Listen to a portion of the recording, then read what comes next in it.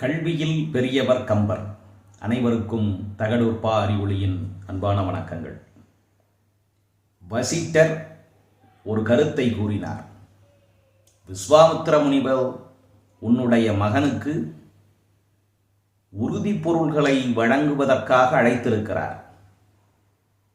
சிறந்த செல்வங்கள் வந்து சேருகின்ற நிலையிலே, அதுவும் தாமே வந்து சேருகின்ற நிலையிலே அதை மறுத்து உன் மகனை அனுப்பாமல் தவிர்ப்பது சரியல்ல.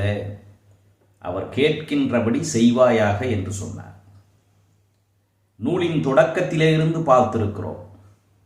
கம்பர் ஆசிரியரினுடைய சொல்லுக்கு எந்த அளவுக்கு அன்றைக்கு இருந்தவர்கள் மரியாதை கொடுத்தார்கள், என்றைக்கும் இருக்க வேண்டியவர்கள் மரியாதை தர வேண்டும் என்பதை உணர்த்துவதற்காக பல இடங்களில் பாடல் வரிகளை போட்டு வைப்பார்.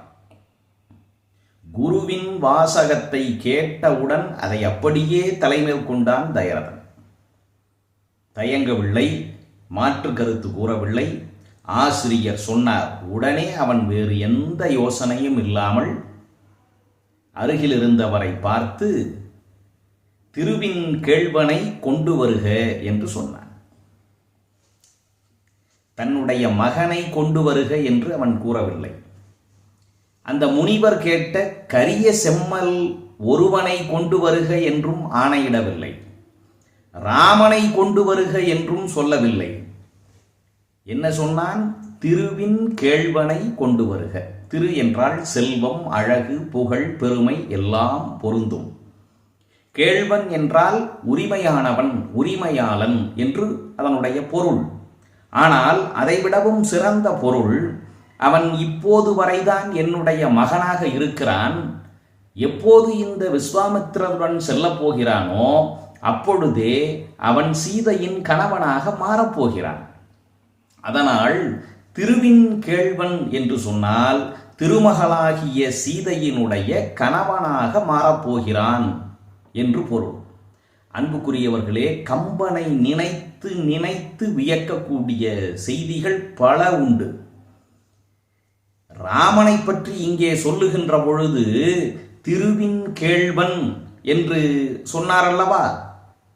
இதே பின்னால் வரம் வாங்கக்கூடிய இடத்திலே என் மகன் என் சேய் பரதன் உலகாள்வது, சீதையின் கேள்வன் போய் வனமாழ்வது என்று கைகேயி அங்கு குறிப்பிடப் போகிறாள்.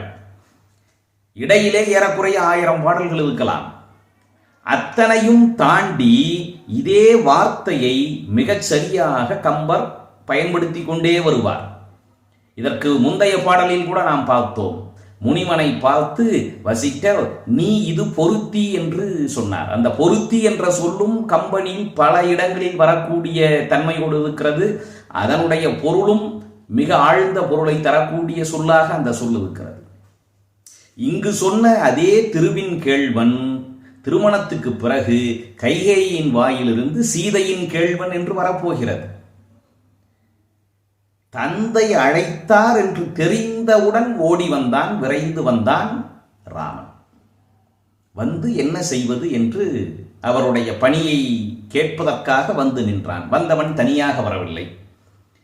ஒரு மனிதன் வந்தால் அவனுடைய நிழல் அவன் பின்னே எப்படி தொடர்ந்து வருமோ அதை போல ராமன் வந்தால் அவனுடன் அவனுடைய தம்பி இலக்குவன் உடன் எப்பொழுதுமே வரக்கூடியது இயல்பு.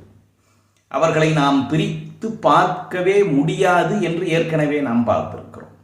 குருவின் வாசகம் கொண்டு கொற்றவன் திருவின் கேள்வனை கொணர்மின் சென்று என வருக என்றனன் என்னலோடும் வந்து அருகு சார்ந்தனன் அறிவின் உம்பரான் என்று எழுதுவார். மிகுந்த அறிவுடையவன், மேலான அறிவுடையவன் ராமன்.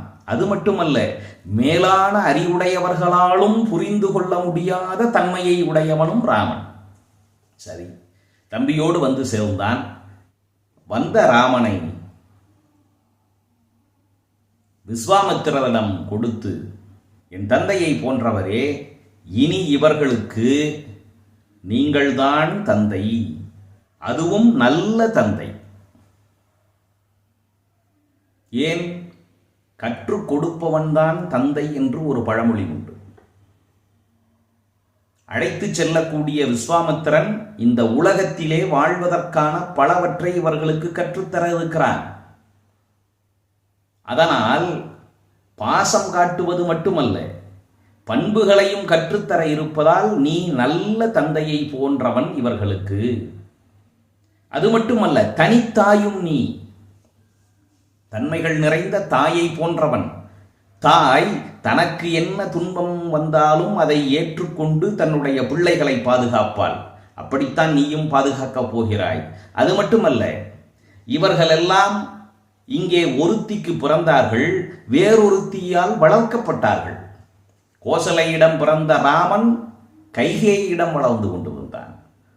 இப்படி பெற்ற தாய், வளர்ப்பு தாய், செவிலித்தாய் என்று பல பேர் இந்த அரண்மனையிலே இருந்தார்கள்.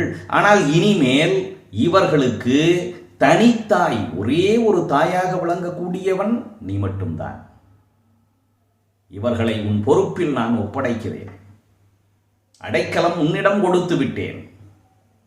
இவர்களுக்கு என்ன செய்ய வேண்டும் என்று உங்களுக்கு தோன்றுகிறதோ, எதை செய்தால் இவர்களுடைய வாழ்வு சிறக்கும் என்று நீங்கள் நினைக்கிறீர்களோ அதை நீங்கள் இவர்களுக்கு செய்யுங்கள் என்று சொல்லி முடித்தான் தயரத மன்னன்.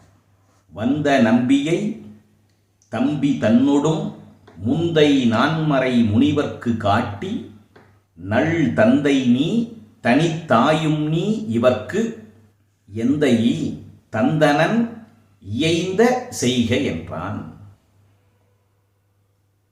2 பிள்ளைகளையும் தன் பொறுப்பிலே ஏற்றுக்கொண்ட விஸ்வாமித்திரர் அதற்கு முன்பிருந்த சினமெல்லாம் தவிர்ந்து, மனதில் எழுந்த கோபத்தை எல்லாம் தணித்து, தயரதனை வாழ்த்தி அவனுக்கு ஆசிகள் வழங்கிவிட்டு பிள்ளைகள் இருவரையும் பார்த்து சொன்னார், நாம் வேள்வி நடத்த வேண்டிய பொறுப்பு இருக்கிறது, வாருங்கள் செல்வோம் என்று அழைத்து சென்றார்.